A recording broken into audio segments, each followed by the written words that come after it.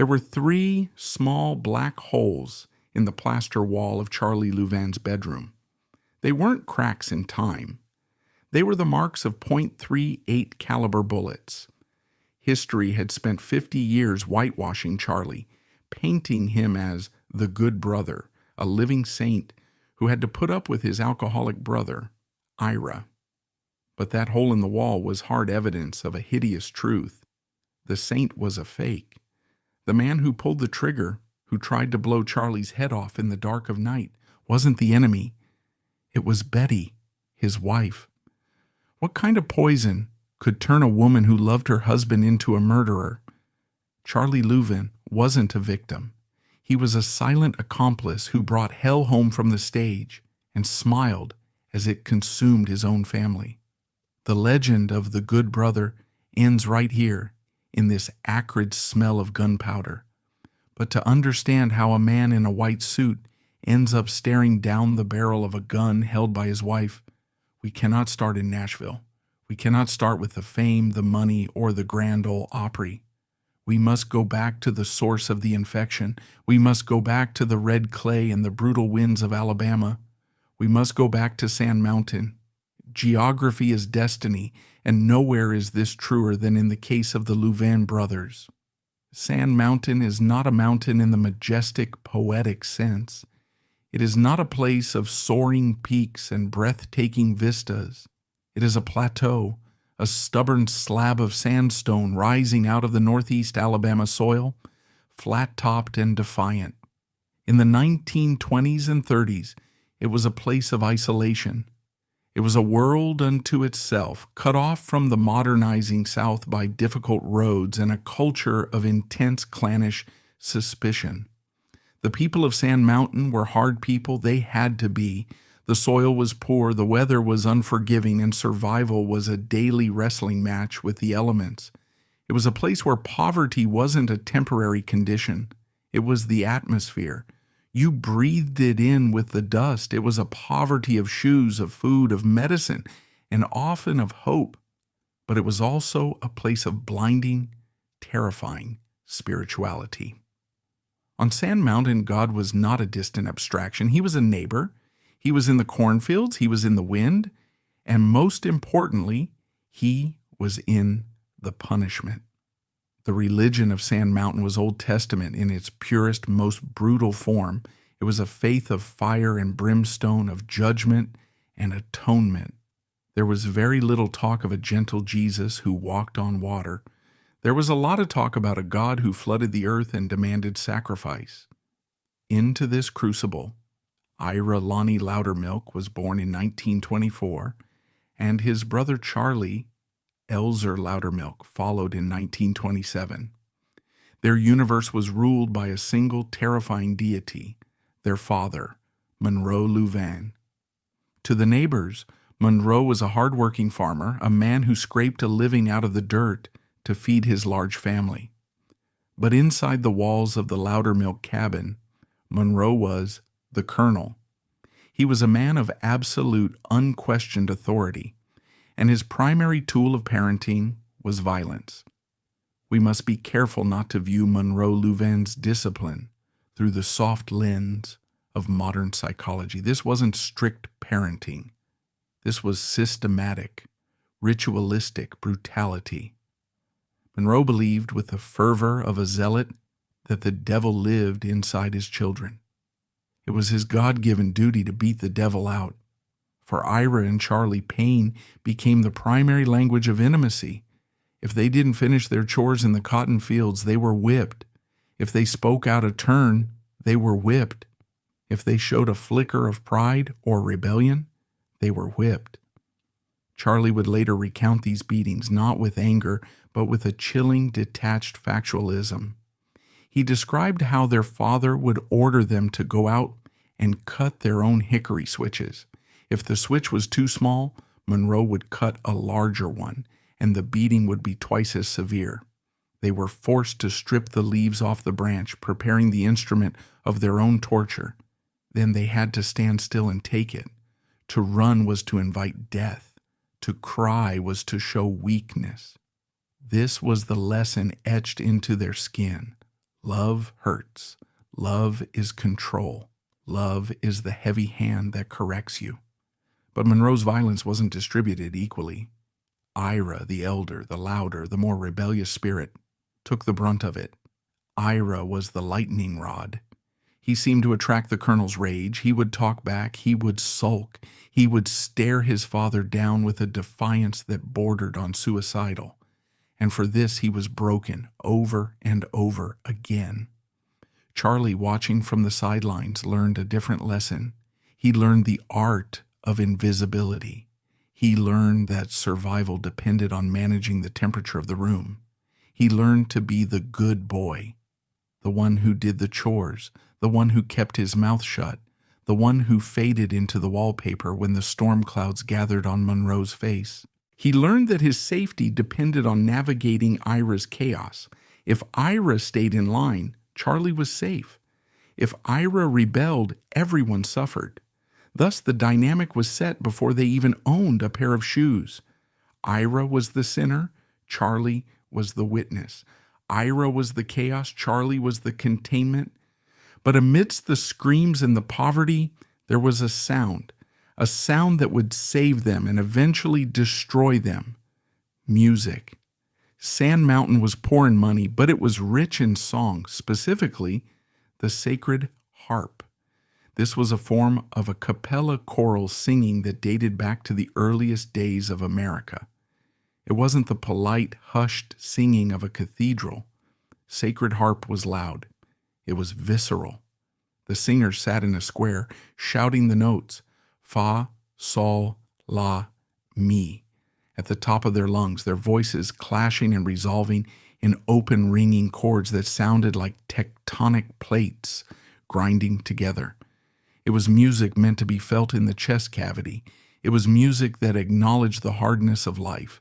It didn't try to pretty things up. It sanctified the struggle. For the Loudermilk boys, music was the only escape hatch. They discovered almost by accident that they possessed a rare biological gift, blood harmony. When siblings sing together, something magical happens.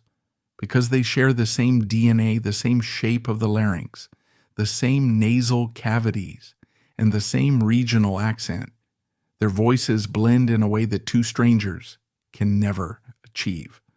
When Ira took the high tenor part, a voice that sounded like a silver blade cutting through canvas, and Charlie took the low lead, a warm, earthy anchor, their voices didn't just harmonize, they fused.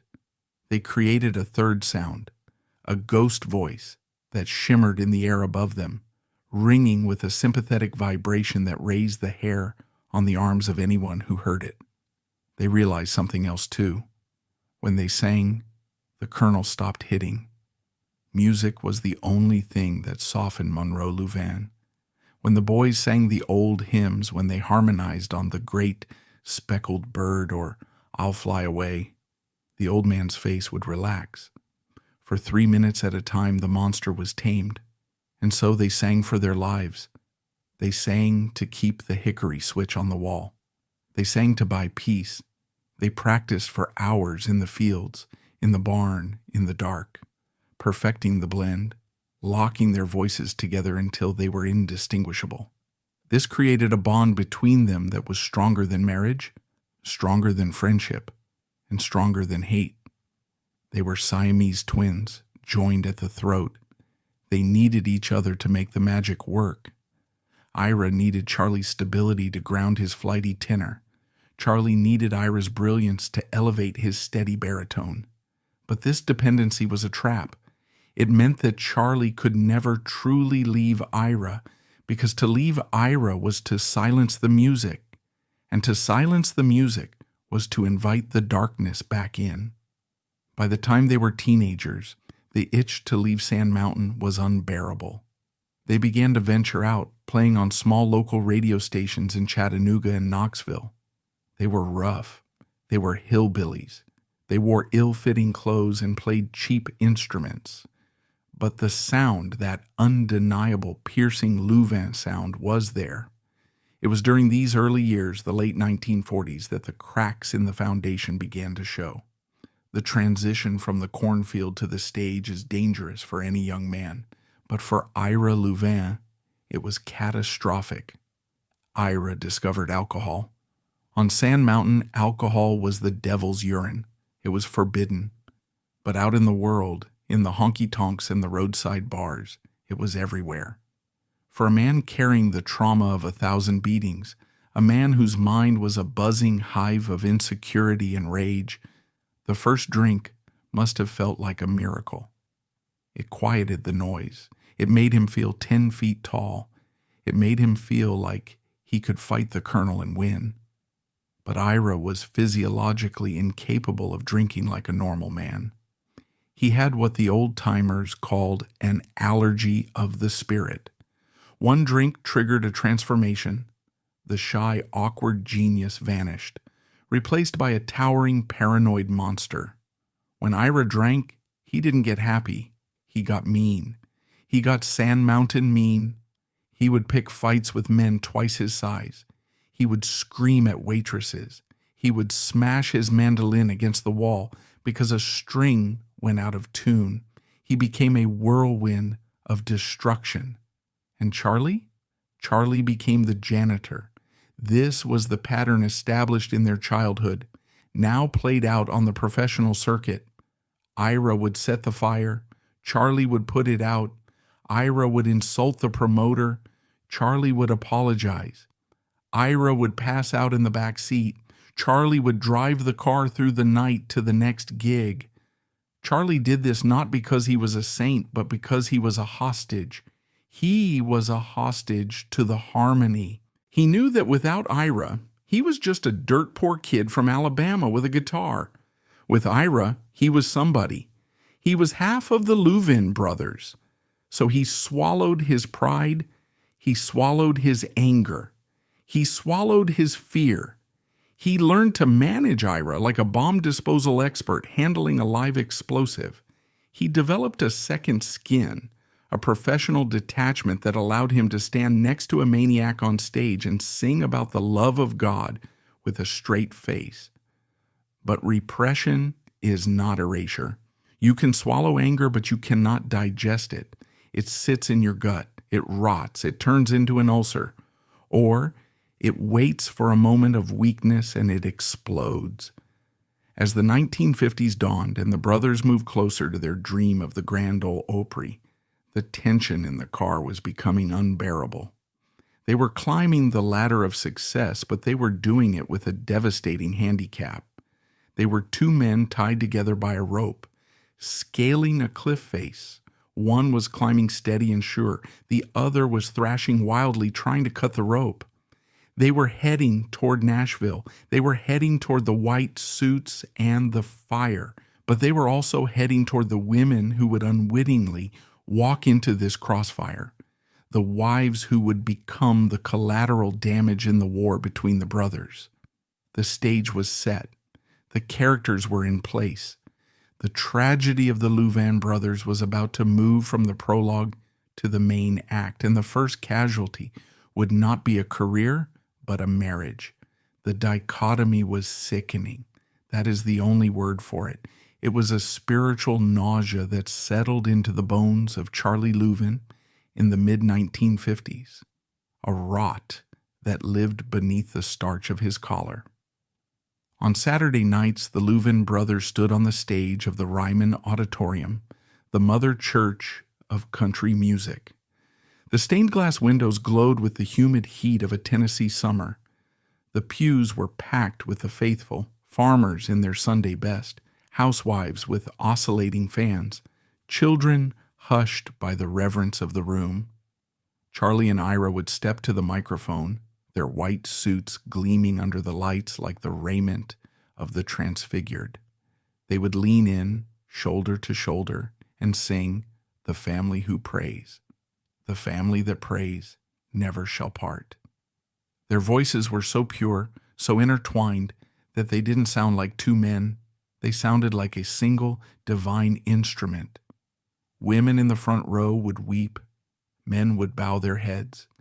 They sounded like cherubim sent by God to remind the South of its better angels. They were the sonic embodiment of peace, order, and divine love.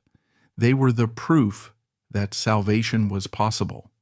But on Sunday mornings, the angels took off their wings and went home to hell. The violence of the Louvin brothers didn't stay on the tour bus. It was a contagion. It leaked out of Ira's pores and infected everything it touched. And the primary host for this infection, the place where the virus replicated with the most devastating efficiency, was Charlie Louvin's marriage. We have to strip away the nostalgia here. We have to look at the ugly, grinding reality of what it meant to be Charlie Louvin in 1957. He was a man being eaten alive from two sides. On his left was Ira, a drunk, abusive, paranoid narcissist who controlled the family checkbook and the family destiny. On his right was Betty, a fierce, intelligent, desperate woman who felt her husband slipping away into a black hole of dysfunction. Ira Louvin was the third person in their marriage. He was the ghost in the bedroom. He was the invisible guest at the dinner table. Even when he wasn't there physically, his chaos dictated the rhythm of their lives. He was the atmospheric pressure that determined the weather in Charlie's home. "We can't go on vacation, Betty. Ira might book a show." "I can't buy that car, Betty. Ira drank the advance." "I can't stay home tonight, Betty. Ira is in jail." To Betty, Ira wasn't a musical genius. He wasn't the tenor voice of a generation. He was a parasite. He was a monster who called her Mop Top, a sneering reference to her hairstyle that he delivered with the venom of a slur. She saw him for what he was, a man who wanted to own Charlie completely. Ira didn't just want a brother. He wanted a servant. He wanted a keeper. And Betty was the inconvenience standing in the way of his total control. This wasn't a polite disagreement between in-laws. This was war. It was a vicious, muddy trench warfare fought with insults, silences, and ultimatums. And Charlie, the good brother, he was the battlefield. A stronger man might have chosen. A stronger man might have told Ira to go to hell, might have punched him in the jaw and walked away to save his wife. But Charlie was paralyzed by the Sand Mountain conditioning. Pain is love. The harmony comes first.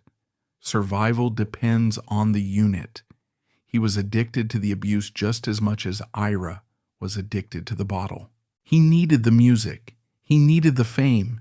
He needed the approval of the brother who terrified him. So, he brought the toxicity home. He became a conduit.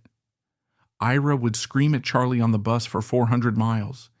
He would berate him for driving too slow, for driving too fast, for talking, for not talking. Charlie would sit there, jaw clenched, white-knuckling the steering wheel, absorbing the poison. He wouldn't say a word. He would store it. But the moment he walked through his own front door, the valve opened. He didn't hit Betty, at least not in the way Ira hit his wives. Charlie's violence was colder. It was the violence of neglect. It was the violence of emotional unavailability. He was distant. He was irritable. He was a shell of a man who treated his home not as a sanctuary, but as another dressing room where he waited for the next show. And when Betty would push him, when she would beg him to stand up to Ira, to leave the group, to save their family, Charlie would snap. The arguments in the Louvin household were legendary in their ferocity. This was not the quiet, simmering resentment of the suburbs. This was Southern Gothic age. Plates were thrown against the walls, shattering like the illusion of their domestic bliss. Lamps were swept off tables. Screams tore through the thin plaster of their Nashville home, echoing the violence of the songs they sang on stage. "You love him more than you love me," Betty would scream, her voice cracking with the hysteria of the neglected. "You are married to him, Charlie. You are married to a drunk. He owns you." And Charlie, cornered, exhausted, guilty, would roar back, "He is my blood. He is the act. Without him, we are nothing.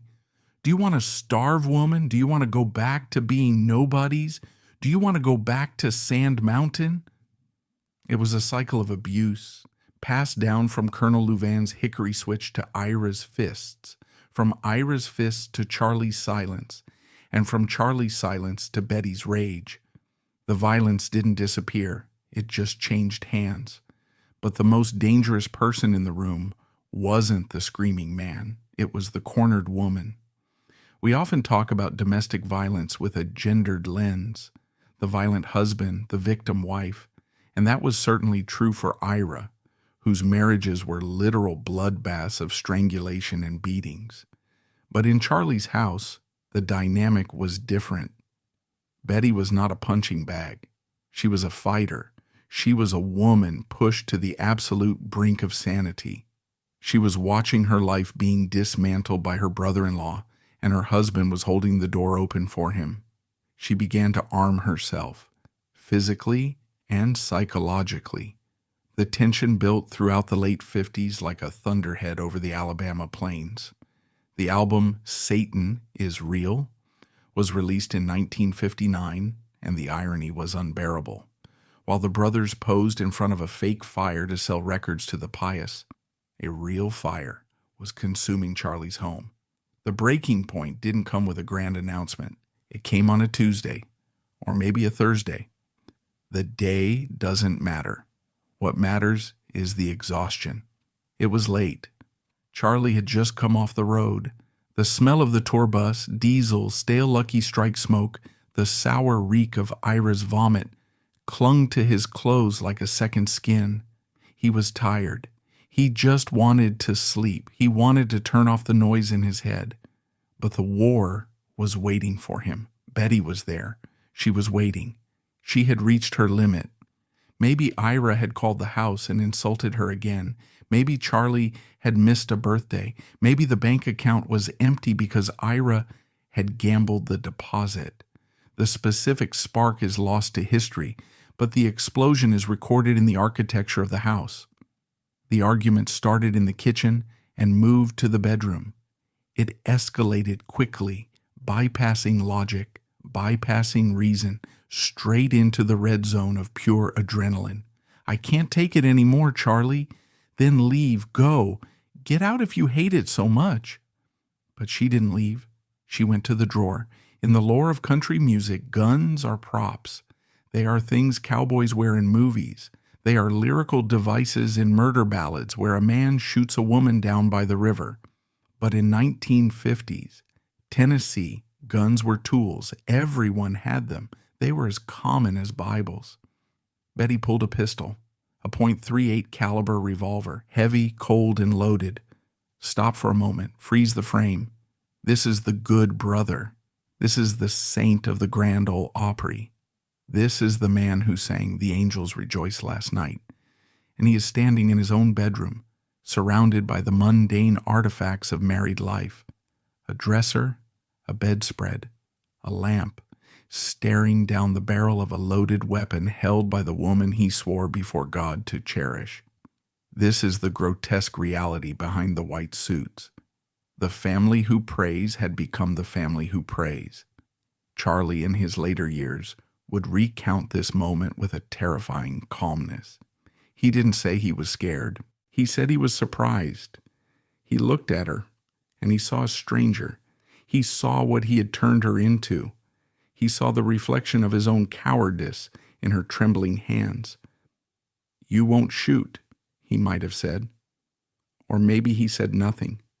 Maybe he just stood there, swaying with fatigue, looking at the black circle of the barrel, thinking that perhaps this was the only way it could end.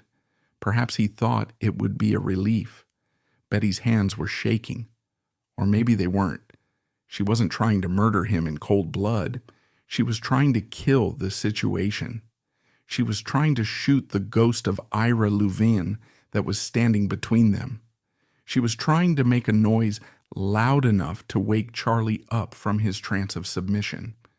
She was screaming in the only language left to her, blam, blam, blam. 3 shots rang out in the closed room, deafening and chaotic. The bullets missed Charlie Louvin's head by inches. They slammed into the wall. Plaster exploded. Dust filled the air like smoke. The smell of cordite, sharp, metallic, burning, instantly replaced the smell of domesticity. It smelled like a battlefield. Silence. A silence deeper and more profound than any silence that had ever existed on Sand Mountain. Charlie stood there, alive. He touched his face, checking for blood. There was none. He turned his head slowly. He looked at the hole in the wall. A black, jagged eye staring back at him.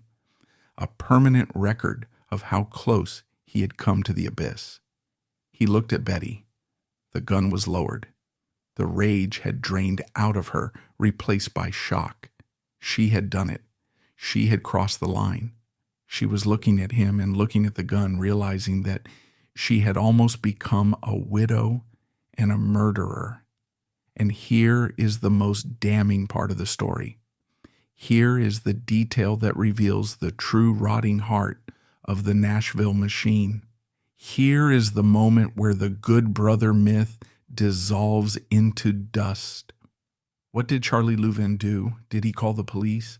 No. That would be a scandal. That would hurt the act. Did he call a doctor? No. Did he pack a bag and leave? No. He went to bed, or he went to work. The next morning the sun rose over Nashville. The birds sang in the magnolia trees. The milkman made his rounds, and Charlie Louvin put on his white suit. He combed his hair, slicking it back with pomade. He drank his coffee. He got into the car, and he went to meet Ira. They had a show to play. There was no police report filed, no scandal in the Tennessean, no whispers on the Opry floor. The bullet hole was covered up, literally and metaphorically. Maybe they hung a picture over it, a picture of Jesus perhaps, or a gold record, or a calendar marking the dates of the next tour. It didn't matter what covered the hole. The hole was there. It was the permanent scar of the good brother myth. It was the structural failure of a life built on denial. This incident, the shooting, is the defining moment of the Louvin paradox. It proves that the goodness of Charlie Louvin was a mask. A man who drives his wife to the point of attempted murder is not a saint. He is a participant in the madness. He is an arsonist who claims he is just watching the fire. The gun didn't kill Charlie, but it killed the illusion. The marriage survived, miraculously, terrifyingly. But the innocence was obliterated. They were no longer a husband and wife. They were survivors of a shootout. They were accomplices in a secret. They were two people trapped in a house with a bullet hole, pretending that everything was fine because the alternative was unthinkable. And Ira, the devil, he didn't know. Or if he knew, he laughed. To Ira, violence was the natural state of things. If Betty shot at Charlie, it just proved she was crazy, just like he always said. It validated his hatred. It gave him ammunition. See, Charlie, she tried to kill you. I'm the only one you can trust. I'm your blood. The shooting didn't stop the machine. The Louvin Brothers continued to tour for a few more years. They continued to sing about God's grace. They continued to smile for the cameras. But the harmony had changed. If you listen closely to the records from the very late 50s and early 60s, maybe you can hear it. The blood harmony was still tight. They were professionals after all, but it was brittle. It was tight not because of love, but because of tension. It was the sound of two men singing for their lives on the edge of a volcano. The bullet in the wall was a warning shot, a message from the universe that the center could not hold. The violence could not be contained in the bedroom forever. It was leaking, and soon it would flood. Betty didn't kill Charlie that night, but she killed the status quo. She made it clear. It's him or me. It's the music or the life. Choose. Charlie Louvin, the man who had never made a decision for himself in his entire life, the man who had followed Ira into the fire and thanked him for the heat, was finally staring at the crossroads. On one path lay the white suit, the mandolin, and the brother who was dragging him to hell. On the other path lay the woman with the gun and the terrifying unknown possibility of freedom. He wasn't ready to choose yet. He needed more pain. He needed the final brutal humiliation. He needed to see just how far down the spiral Ira would go. And Ira, faithful to his nature, was preparing to deliver it. The years between the bullet in the wall and the final dissolution of the Louvin brothers were not a period of living. They were a period of dying. It was the slow, agonizing, necrotic death of a relationship that had once been the envy of Nashville. In medicine, when an organ becomes gangrenous, the body attempts to isolate it, to build a wall of dead tissue around the infection to save the host. Charlie Louvin spent 5 years trying to be that wall.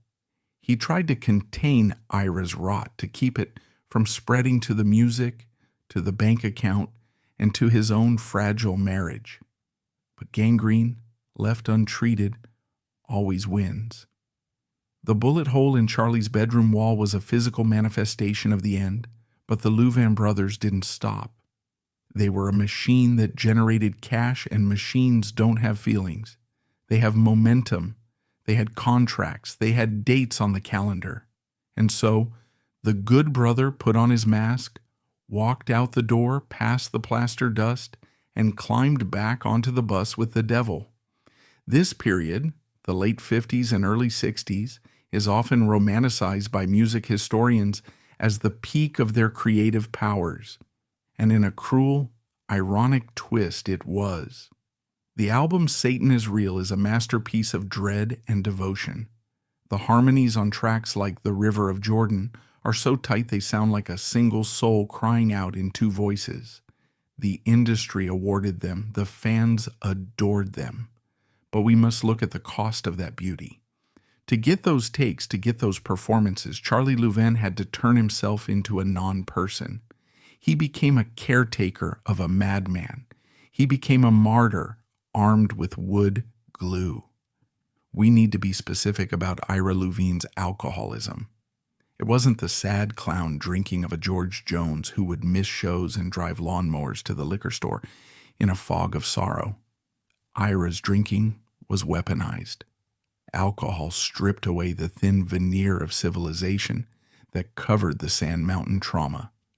When Ira drank, he became a towering figure of judgment and rage. He was a mean drunk in the clinical sense, paranoid, aggressive, and deeply, profoundly insecure. He would sabotage their success with a terrifying precision. There is a story whispered in Nashville circles and confirmed in grim detail by Charlie years later about a show in a small theater. The crowd was packed. The anticipation was high. Ira walked on stage, looked at the mandolin in his hands, the instrument that was his voice, his livelihood, his gift from God, and decided it was mocking him. It wouldn't stay in tune, or maybe it was perfectly in tune, but the tuning in Ira's head was off. In front of 1,000 people, Ira Louvin didn't just stop playing. He smashed the mandolin, he beat it against the microphone stand until the wood splintered and the strings snapped with the sound of dying nerves. He destroyed it with the fury of a man trying to kill a part of himself. He cursed the instrument, cursed the sound system, and cursed the audience for staring. The audience gasped. This wasn't rock and roll. Pete Townshend wouldn't smash a guitar for another decade. This was gospel country. This was sacrilege. It was like watching a priest set fire to the altar. And what did Charlie do? Charlie didn't leave the stage. He didn't scream. He walked over to the wreckage. He picked up the pieces of the mandolin. He apologized to the audience. "My brother is not feeling well tonight," he might have said, the lie tasting like ash in his mouth. He finished the set, singing the harmony parts to a lead vocal that was slurred and angry. Later, backstage or on the bus, Charlie would glue the mandolin back together. This is the central metaphor of Charlie Louvin's life during these years. He was the gluer. He spent his days piecing together the things Ira broke. He glued instruments. He glued relationships with promoters who swore they'd never book them again. He glued his own marriage, which was held together by the thinnest of threads. He glued the act, keeping the illusion of brotherhood alive for the public. But you cannot glue a soul back together. And Charlie was beginning to realize that every time he fixed something Ira broke, he wasn't saving his brother. He was enabling the next explosion. While Charlie was dodging bullets in his own home and patching up holes in the hull of their career, Ira was busy orchestrating his own domestic apocalypse. If Charlie's marriage to Betty was a war zone, Ira's romantic life was a nuclear testing ground. He went through wives like he went through mandolin strings, using them up, breaking them, and discarding them.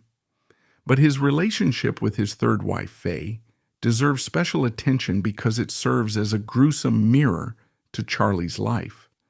Faye was tough. You had to be tough to be with Ira. But even steel melts under enough heat. The arguments in Ira's house were indistinguishable from the arguments in Charlie's house, only louder, and fueled by twice as much alcohol. Ira beat Faye. This is a matter of record. He strangled her with a telephone cord. He broke her bones. He terrorized her with the same sadistic glee he used to terrorize Charlie. And then, one night, Faye fought back. Just as Betty had done, Faye reached for a gun. But unlike Betty, Faye didn't miss. Or perhaps she didn't intend to miss. She shot Ira, not once, multiple times. She shot him in the chest. She shot him in the hand that played the mandolin. Ira Louvin, the man who sang about the fires of hell, lay bleeding on his own floor, perforated by the consequences of his own violence. Now look at this through Charlie's eyes. Charlie is sitting in his own home, looking at the patched hole in his wall where Betty's bullet hit. Then the phone rings. Ira's been shot. Faye shot him. It must have felt like the universe was screaming at him. It was a premonition. This is where it ends, Charlie. Violence begets violence. The women you push to the edge will eventually push back. Next time, Betty won't miss. Next time, you will be the one on the floor. Amazingly, Ira survived. He was like a cockroach in a nuclear winter. He seemed unkillable. He recovered, but he carried the bullets in his body for the rest of his life. He returned to the stage, battered, scarred, his hand mangled, but still singing. But the dynamic had shifted. The good brother could no longer pretend that this was just musician behavior. This was criminal. This was lethal. Charlie realized that he wasn't just managing an act. He was an accomplice to a disaster. Every time he drove Ira to a show, he was enabling a man who beat women and got shot for it. The guilt began to eat Charlie alive. He wasn't a saint anymore. He was the getaway driver. While the personal lives of the brothers were descending into pure gothic horror, the professional ground beneath their feet was shifting. The music industry is unsentimental. It tolerates genius only as long as it is profitable. The early 1960s saw the rise of the Nashville sound. Producers like Chet Atkins and Owen Bradley were smoothing out the rough edges of country music. They were replacing fiddles with violins, removing steel guitars, and adding smooth backing choruses. They wanted to sell records to people in New York and Los Angeles. They wanted countrypolitan. The Louvin Brothers were the antithesis of this. They were raw. They were hillbilly. They were acoustic. They were the sound of the old, weird America. Charlie, ever the pragmatist, wanted to adapt. He saw the writing on the wall. We need to update the sound, Ira. We need to play the game. We need to work with the producers, not fight them. Ira, in his drunken purity, refused. He viewed the Nashville sound as heresy. To him, it was trash. And he wasn't quiet about it. Ira would insult DJs who played the new music. He would scream at producers. He famously called Elvis Presley white trash to his face. He famously called Elvis Presley white trash to his face. Even though Elvis worshipped them, often telling anyone who would listen that the Louvins were his favorite duo, he was burning bridges with napalm. Capitol Records, their label, was losing patience. Ken Nelson, their producer, a man who had the patience of Job and had shepherded them to stardom, finally took Charlie aside. "I can't record him anymore, Charlie," Nelson said. "He's drunk in the studio. He's abusive to the engineers. He's cursing on the gospel tracks. I can't do it. He is impossible." This was the death knell. The money was drying up. The hits were stalling. The Louvin Brothers were becoming a nostalgia act, a freak show of dysfunction that people came to see not for the music, but to see if Ira would fall off the stage. Charlie looked at his bank account. He looked at Betty, who was still waiting, gun in the drawer. He looked at his children. He realized that Ira wasn't just going to kill himself. He was going to starve Charlie's family. The pact of Sand Mountain, "We stick together to survive," was now broken. Sticking together meant starving. The final push didn't come from a record executive. It didn't come from a promoter. It came from the matriarch. Charlie and Ira's mother lived on Sand Mountain. She was the one woman Ira feared and respected. She saw what was happening. She saw Charlie's gaunt face, his shaking hands, his hollow eyes. She saw the shadow of death hanging over her sons. She summoned Charlie. "You have to leave him, Charlie," she said. "Imagine the weight of that permission. In a culture where family is everything, where loyalty is blood, where you protect your own against the world, for the mother to say cut him loose is an act of supreme mercy. It was an absolution. He is going to die," she might have said, "and if you stay tied to him, he will take you with him. You cannot save him." Betty, too, laid down her final card. The bullet in the wall hadn't been enough. Now she used the ultimate weapon, the family. "It's him or us, Charlie. You can be a brother to a corpse, or you can be a father to your children. You cannot be both. I will not watch you die by inches anymore." Charlie Louvin was 36 years old. He had spent 36 years in Ira's shadow. He had never made a decision without consulting Ira. He had never sung a song without Ira. He didn't know who Charlie Louvin was. He only knew the Louvin Brothers. But he knew he wanted to live. There was no grand finale, no farewell tour, no weeping fans holding signs. The end of the Louvin Brothers was a quiet, pathetic affair, as most real tragedies are. It was August 1963. They played a show.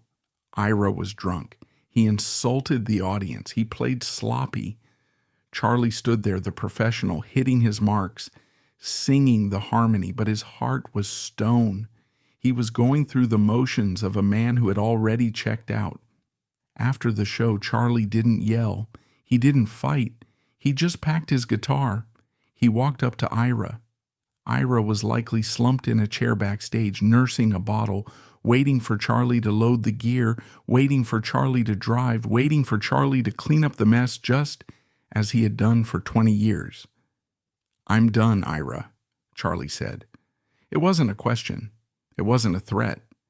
It was a statement of fact, as neutral as reading the weather report. Ira probably laughed. He probably sneered. "You? You're nothing without me. You're just the guitar player. You're the shadow. You'll starve in a week. You'll come crawling back." Ira believed his own mythology. He believed he was the sun, and Charlie was the moon, incapable of shining without his reflected light.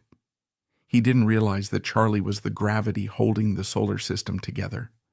Charlie didn't argue. He didn't try to explain the years of abuse, the bullet holes, the smashed mandolins. He simply turned around. He walked out to the car, he started the engine, and he drove away.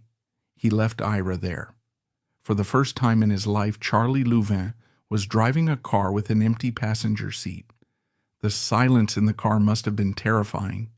No ranting, no snoring, no smell of whiskey. just the hum of the tires on the asphalt and the terrifying, expansive unknown of freedom. The cord was cut. The Siamese twins were separated. One would live, one would die. The split was immediate and absolute. Charlie signed a solo deal with Capitol. He released his first single in 1964. But Ira didn't fare as well. Ira tried to go solo. He recorded an album called The Unforgettable Ira Louvin. But without Charlie to anchor him, without Charlie to manage him, Ira spiraled. He couldn't get bookings. He couldn't keep a band. The industry had tolerated Ira because they loved Charlie. Without Charlie, nobody wanted to deal with the devil. But for Charlie, the split didn't bring peace. It brought a different kind of torture, survivor's guilt. Every time Charlie had a hit, he felt like he was stealing it from Ira. Every time he walked on stage alone, he felt the phantom limb of his brother's harmony. He looked to his right, and there was nothing but air. He had saved his marriage, yes. Betty and he were safe. The gun was back in the drawer, but he had killed the music. He had broken the blood harmony. In the spiritual economy of Sand Mountain, that was a mortal sin. He had chosen the secular world over the sacred bond. Charlie Louvin spent the rest of the 1960s looking over his shoulder, waiting for the punishment. He waited for the news that Ira was dead. He knew it was coming. He knew that by leaving Ira, he had removed the only guardrail between his brother and the abyss.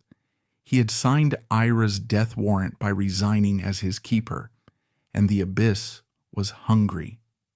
The silence that followed the breakup of the Louvin Brothers in 1963 was not empty. It was heavy. It was a vacuum that sucked the air out of the room.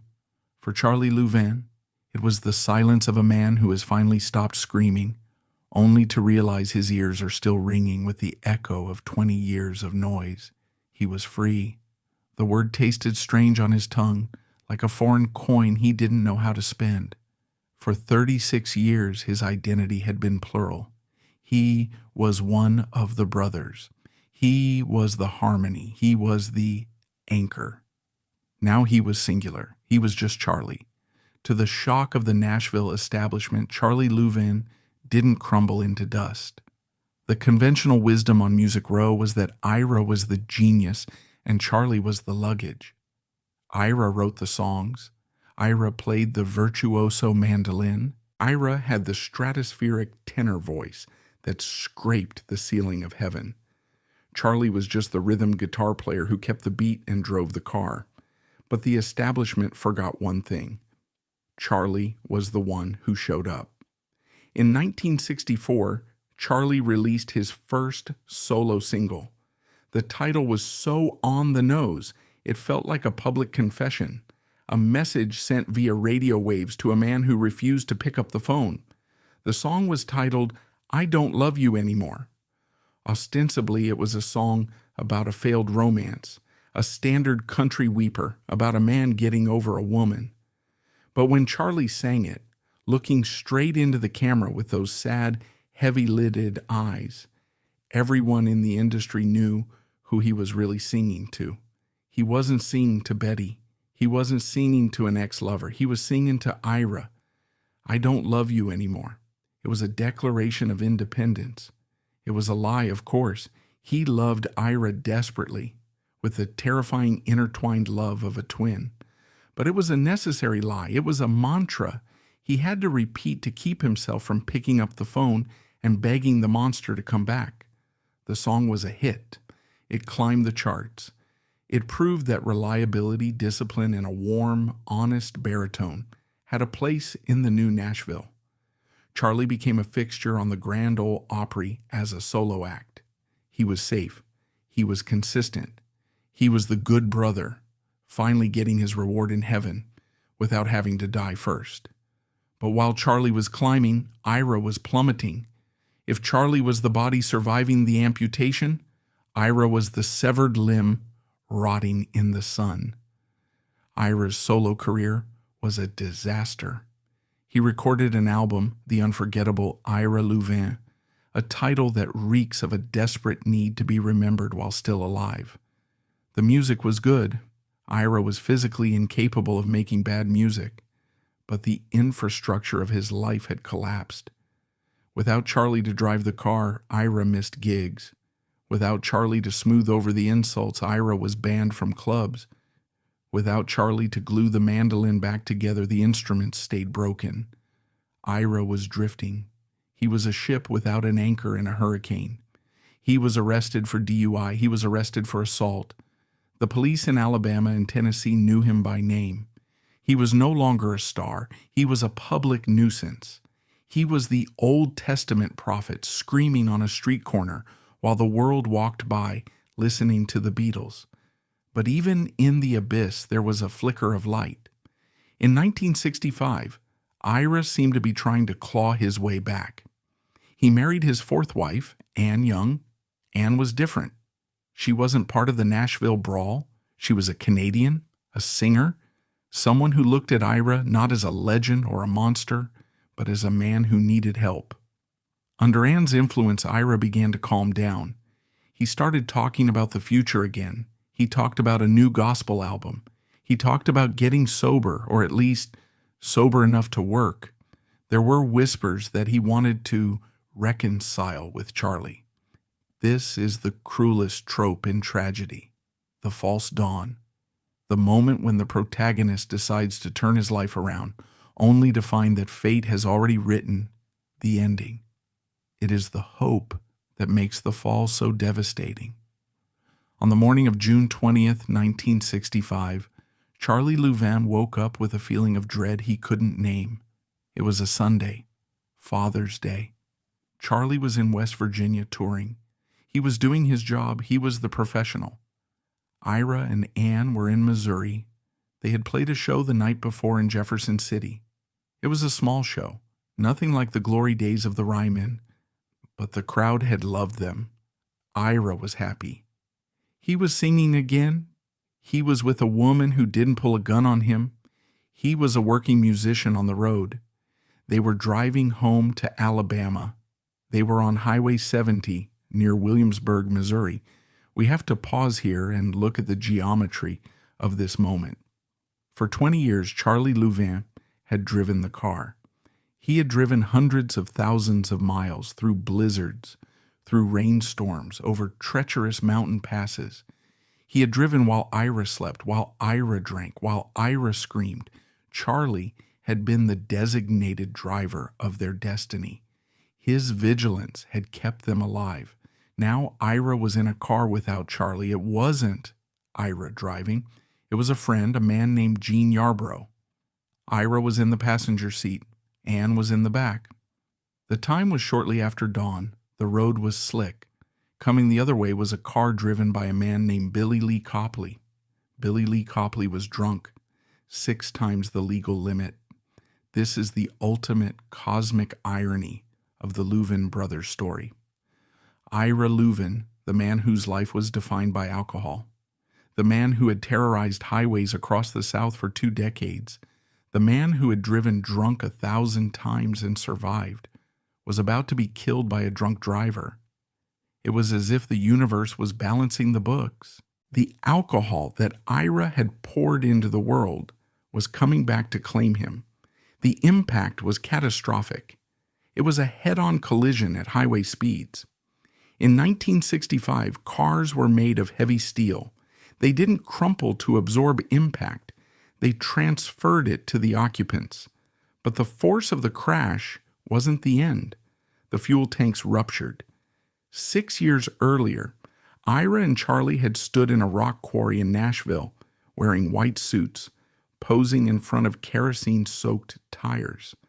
They had named the album Satan is Real. They had conjured the image of hellfire to sell records.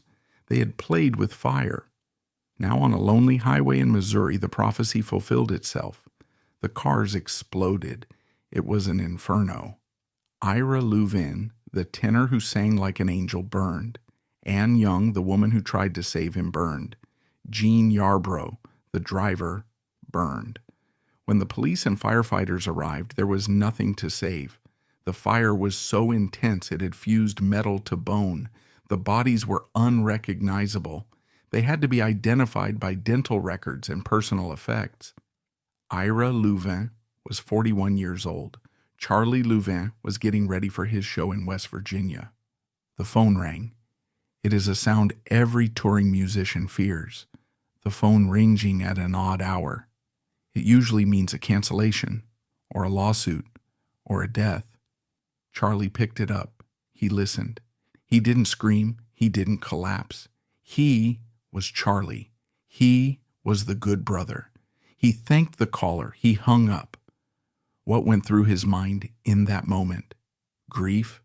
Yes, a grief so profound it probably felt like his chest was being crushed. Shock? Certainly. But was there also relief? This is the dark secret of the survivor. For 20 years, Charlie had lived in terror of this call. Every time Ira left the house, Charlie waited for the news that Ira had killed someone or killed himself. He had lived in a state of perpetual high-wire anxiety, waiting for the other shoe to drop. Now, the wire was cut. The worst thing had happened.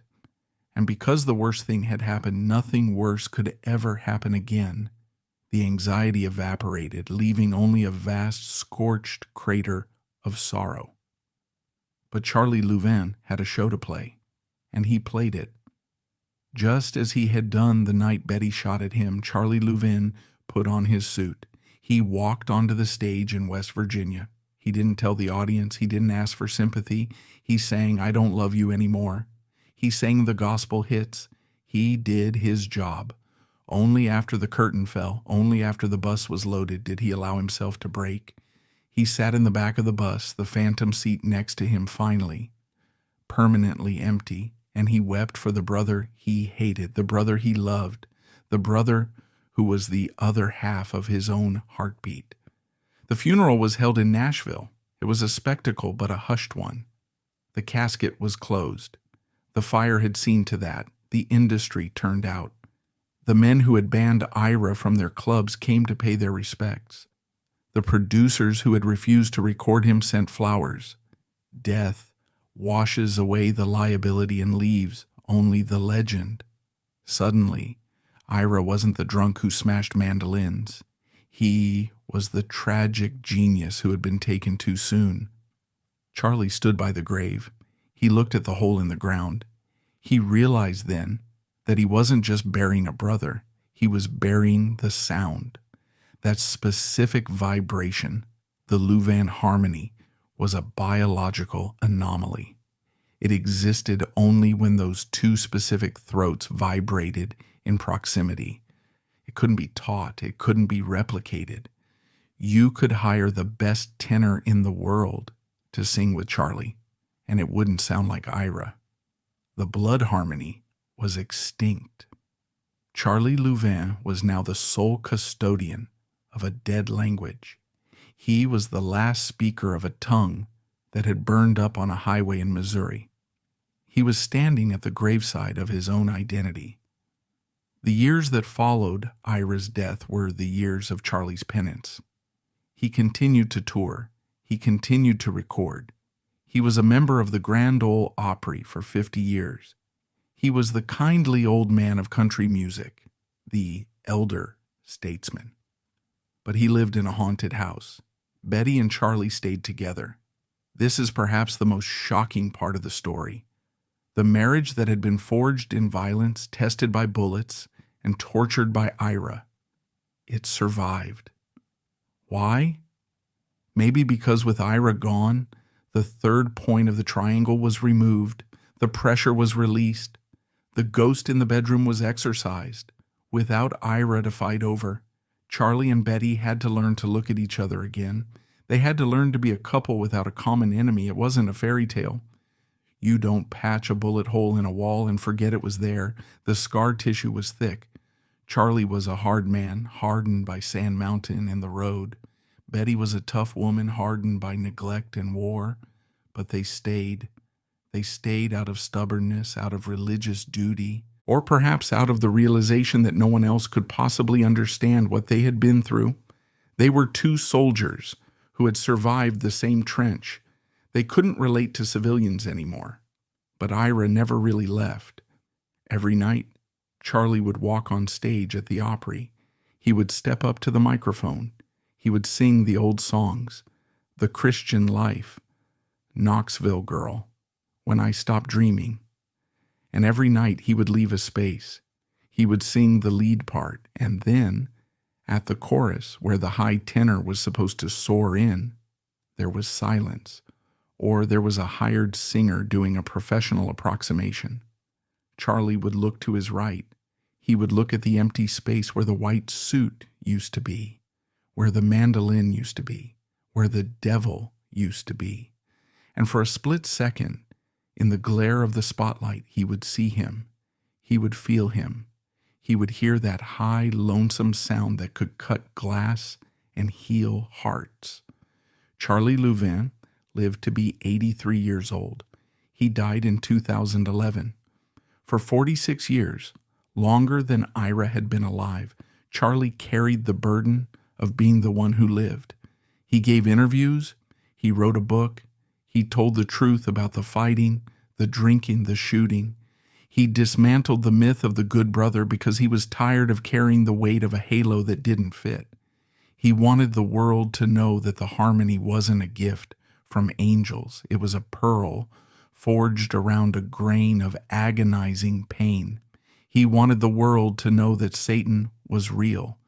But the story didn't end with Ira's death. In fact, in a strange Gothic twist, Ira's death was just the beginning of a new chapter.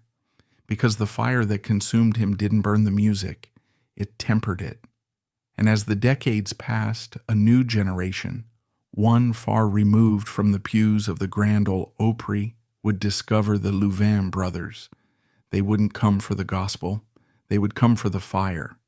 The grave of Ira Louvin in Nashville is cold stone, but the grave of the Louvin Brothers' legacy was shallow. For decades, it seemed the dirt had been shoveled over their careers, their violence, and their terrifying harmonies, leaving them to rot in the unvisited corners of country music history. By the 1980s and 90s, Nashville had transformed into a glittering metropolis of pop country. It was the era of the mullet and the synthesizer, of Garth Brooks flying on wires over stadiums, of Shania Twain in leopard print. It was an era of polished, safe, radio-friendly anthems about trucks, beer, and happy endings. In this neon world, the Louvin Brothers were dinosaurs. They were relics of a black and white past, embarrassing uncles who sang too much about Jesus and killed too many women in their songs.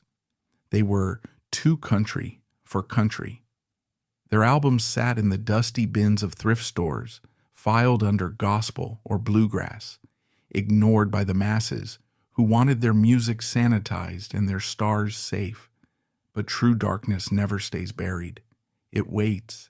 It waits for the light to change. It waits for a generation that is tired of the fake smile. While the Nashville establishment was busy polishing its rhinestones and counting its money, a different tribe was gathering in the shadows. They weren't country fans. They were punks. They were rockers. They were the disaffected youth of the counterculture who were looking for something that felt real. They were looking for blood. And in the grooves of those old scratched vinyl records, specifically Satan is Real and Tragic Songs of Life, they found it. This is the story of the afterlife of the Louvin Brothers. It is the story of how the good brother, Charlie Louvin, found his final redemption not in the church, but in the rock club. It is the story of how the violence and the trauma that destroyed their lives became the very fuel that resurrected their legend. The resurrection began with a rich kid from Florida named Graham Parsons. Parsons is a mythical figure in American music, the father of cosmic American music, a member of the Byrds and the Flying Burrito Brothers, a man who lived fast, died young, and left a beautiful corpse in the Joshua Tree Desert. But before the drugs took him, Graham Parsons was a missionary. His gospel was the Louvin Brothers. In the late 1960s, rock and roll was becoming psychedelic. It was long jams, abstract lyrics, and peace and love. Parsons hated the pretension. He wanted the bone-deep honesty of country music, but he wanted it with the swagger of the Rolling Stones. He wanted nudie suits and distorted guitars. When Parsons introduced the rock world to the Louvin Brothers, it was a revelation. He forced the Byrds, the coolest band in America at the time, to record the Christian life on their seminal album, Sweetheart of the Rodeo. Imagine the scene. A group of long-haired hippies in Los Angeles, high on LSD, standing in a studio singing a song written by Ira Louvin about the struggle against sin. I won't lose a friend by striving to be loved and known by men. It shouldn't have worked. It should have been ironic. It should have been a joke, but it wasn't. Parsons understood the Louvin. He understood that Ira Louvin wasn't a saint. He was a sinner who was terrified of hell. Parsons, fighting his own demons of addiction and excess, heard the desperation in Ira's lyrics. He heard the blood harmony and realized it wasn't the sound of joy. It was the sound of pain. It was the sound of a man trying to sing his way out of a burning building. Parsons taught his protege, Emmylou Harris, the Louvin catalog. He sat her down and made her listen to "The Angels Rejoiced Last Night." He taught her that you don't sing the notes, you sing the ache between the notes. He taught the rock and roll elite that if they wanted to understand true rebellion, they shouldn't look at Jim Morrison. They should look at Ira Louvin smashing a mandolin. When Parsons died of an overdose in 1973, he left behind a map. He had drawn a straight line connecting the Louvin Brothers to the Rolling Stones, to the Grateful Dead, to the entire future of alternative rock. He had proven that you didn't have to be a hillbilly to feel the Sand Mountain Blues. As the 20th century bled into the 21st, a new generation of listeners discovered the Louvin Brothers. But they weren't interested in the gospel hits. They were interested in the bodies. The Louvin Brothers were masters of the murder ballad. This is a subgenre of folk music that is exactly what it sounds like, songs about killing. But the Louvins took it to a terrifying place. They didn't just sing about murder, they inhabited it. Take Knoxville Girl. It is a song about a man who meets a girl, takes her for a walk, beats her with a stick, drags her by her hair, and throws her into the river. In the hands of other singers, Knoxville Girl is a cautionary tale. In the hands of Charlie and Ira Louvin, it sounds like a confession. Ira's voice on that track is chilling. He sings the lyrics with a detachment that suggests a sociopathic break, and Charlie's low harmony provides the steady pulse of the killer's heart. They don't judge the narrator, they are the narrator. They sing it with the same reverence they apply to the old rugged cross. For a new generation of rock fans, this was heavy metal before electricity. They looked at the Satan is Real cover and didn't see a joke. They saw the truth. The Louvin Brothers became cool, not safe, country radio cool, but dangerous cool. Charlie Louvin, now an old man living quietly in Tennessee, began to notice a change in his audience. By the early 2000s, Charlie Louvin was in his 70s. He was still playing the Opry, wearing his white suit, smiling his polite smile. He was the elder statesman, respected but largely seen as a museum piece. But something strange was happening at his merchandise table after his solo shows. The fans waiting in line weren't blue-haired grandmothers anymore. They were kids with tattoos up their necks. They were guys with mohawks. They were indie rockers in skinny jeans. They held up copies of Satan is Real and asked him to sign them, not with reverence, but with awe. They asked him about Ira. They didn't ask about the good brother. They asked about the smashed mandolins. They asked about the bullet holes. They asked about the fire. They asked about the pain. Charlie Ever the pragmatist didn't judge them. He didn't preach to them. He welcomed them. In a move that stunned the conservative Nashville establishment, Charlie Louvin embraced the alt-country movement. He stopped trying to be the good brother of the Grand Ole Opry and decided to be the godfather of the rebels. He realized that these kids, with their loud music and their chaotic lives, understood him better than the polite society of Nashville ever had. These kids knew what it was like to be angry. They knew what it was like to be an outsider. They were Ira's spiritual children. Charlie started touring rock clubs. He played at Bonnaroo, a massive festival of hippies and ravers. Imagine the scene. An 80-year-old man in a suit standing on stage in the blistering heat singing "The Family Who Prays" to a crowd of thousands of sweating, stoned teenagers who sang every word back to him. It was a vindication. It was proof that the music was alive. In 2007, Charlie released a new album simply titled Charlie Louvin, but he didn't record it with the Nashville Session Pros, who played everything safe. He invited the Disciples. He sang with Jeff Tweedy of Wilco. He sang with Elvis Costello. He sang with Will Oldham. He sang with George Jones. These rock stars treated Charlie like royalty. They sat at his feet in the studio and asked him how to harmonize. They asked him about the road, and Charlie told them the truth. He told them about the whippings on Sand Mountain. He told them about Ira's drinking. He told them about the gun in the bedroom. He stripped away the veneer of the Christian cowboys and gave them the noir reality. In doing so, Charlie Louvin finally exorcised the ghost of Ira. For decades, he had hidden the ugliness to protect the act. Now he realized that the ugliness was the point. The pain was the currency. The kids didn't love the Louvin brothers because they were perfect. They loved them because they were broken. The album was a critical smash. It was nominated for a Grammy. Charlie Louvin was suddenly everywhere. He was in the New York Times. He was on late-night talk shows. He was cool. But the most touching part of this resurrection was how Charlie handled it. He didn't become arrogant. He remained the good brother. He drove himself to gigs. He set up his own merch table. He shook every hand. He was grateful. He realized that he had survived for a reason. He was the witness.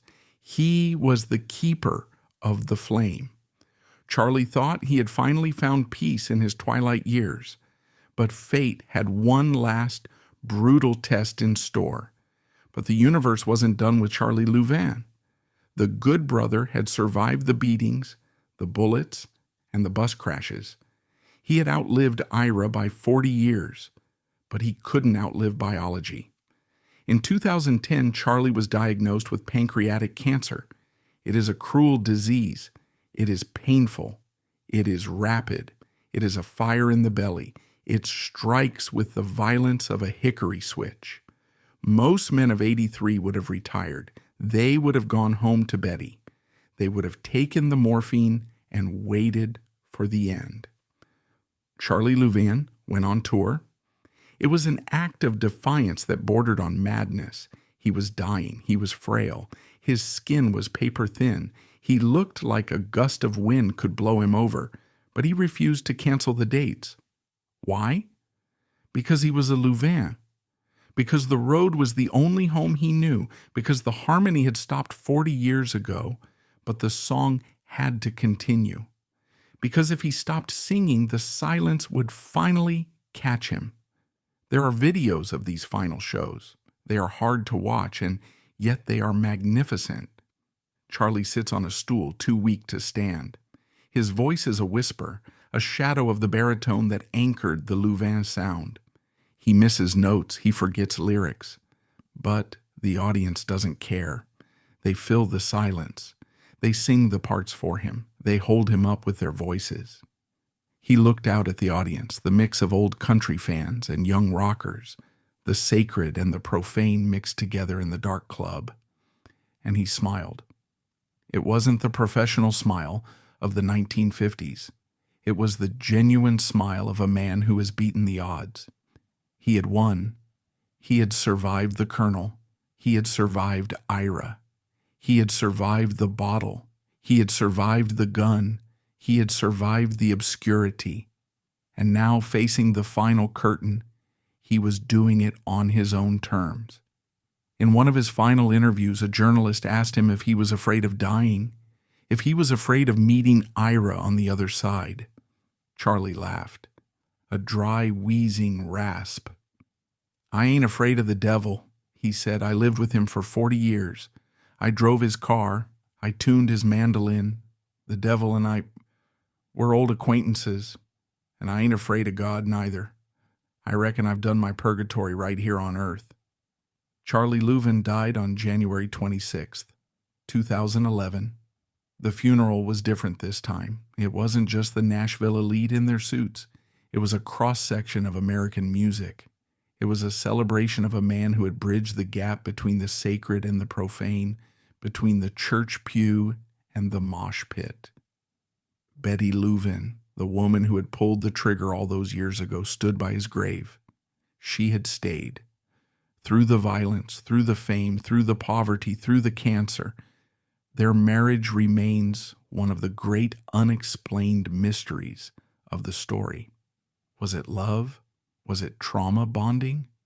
Or was it simply that after the gunshot, there was nothing left to fear?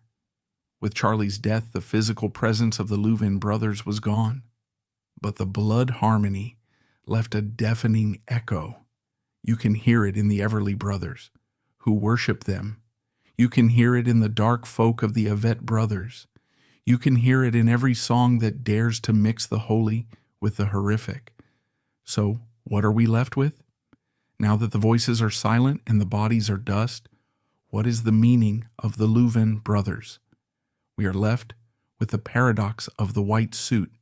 That image, the Satan is real cover, is not a joke. It is a confession. The Louvin brothers taught us that you don't have to be a saint to sing about God. In fact, saints write boring songs. The sinners write the masterpieces. They showed us that you can build a heaven out of hell, as long as you don't mind getting burned. But before we close the book, we must return to the beginning. We must return to the wall. The bullet holes in that bedroom are gone now. The house is likely remodeled or demolished. But the trajectory of that night continues. That moment in 1957 wasn't just a domestic dispute. It was the moment the wholesome mask of Nashville cracked. The bullets missed Charlie, but in a way, they hit us. They pierced the myth of the perfect American life and showed us the beautiful, terrifying mess underneath. Look at their eyes in that picture one last time. Look at Ira's defiant stare. Look at Charlie's heavy burden. They are telling us the secret. Satan is real, they are saying. He is in the bottle. He is in the gun. But so is the music. The song is over. The brothers are sleeping. But the harmony hangs in the air, a ghost note that will never, ever fade away.